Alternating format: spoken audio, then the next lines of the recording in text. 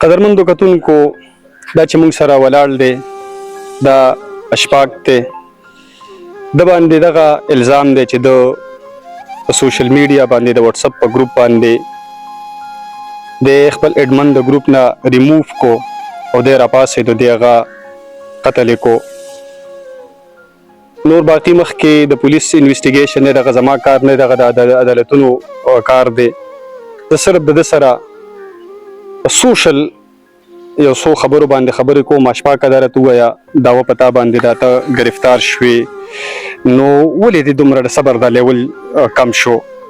شروع کوم په نامه د خدای چې بخون کې مهربانه دی زه د عدم تشدد قائل یم او زما خپل پیج هم شته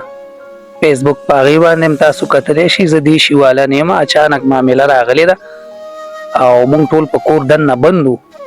بار بس خوی می شي ویډیو سو الله عالم نور انویسټیګیشن به پولیس کوي عدالت به کوي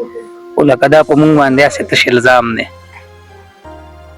اشفاق درته وای چې دا یو انډیویډوال یو قتل نه دی سوشل میډیا نن د پاکستان زبر دوه مچ که غلط نه منو 90% 90% پاکستانین دنیا سوشل میډیا باندې دي یو اډمن سره دا اتارټي وی چې هغه یو کس په ګروپ کې ان کې او اوټ کې دغه شانت کې نن تا دا کارو کو سبب بلو کی نو دې ته نه قتل چیرې دا زه یو اگزامپل سیټ کوما یو مثال د نسلونو لپاره سیټ کوما اصل خبره خو ګوره میډیا ته غلطه ترې اډمن د ګروپ زوم او دوی موخ کیو او په دغه وجه دي زما وشتو پسې زما کور لراتل نو دغه کې اکسیډنټ شوی دی بل لکه زه خو بس الحمدلله چې څنګه د خدای ذات ښکاری نه خو حق دی داسې زما بې ګناهیم حق ده او ښکاره به شي خدای بیا ټولې دنیا ته ښکاره کړي ښه دا هېڅ خبره نه درته ووایه چې دا کوم څه دې کړي دي سو خیمانتېره ته اوس کېږي د دې نه پس انسان په ګرمه کې هغه هر څه چې وکړي وروستو څه وخت پس ګنټې بعد ورځې بعد سوچ وکړي په کور کې به دې ماشومان بچي به دي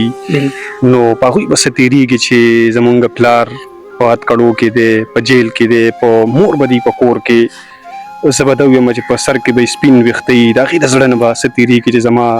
ځوان زوی په هتکړو کې دی په کور کې به د پلار وي رونه به دي وي خویندې به دي وي نو تا دا سوچ نه کوو چې په دوی باندې به څه تېرېږي زه خو همدا درته یم که نه چې زه د عدم تشدد قایل یم ما دا کار نه دی کړی زه پکې بدنام شوی یم زه په عدم تشدد فلسفه باندې باور لرم زه خپله یو شاعر سړی یم او زه هېڅکله داسې کار نه کوم چې دا څنګه شوی دی بس اچانک اکسیډنټ راغلی دی او ریمو کړي مو د ګروپ نه هغې څه خپلې کامي وجې وي بس هغه ما باندې مشرانو د مخه بندیز دی چې زه هغه خبرې وکړم خو به هر حال ما ریمو کړي وو او زما ویشتو پسې دا خل راتلل ټیک ده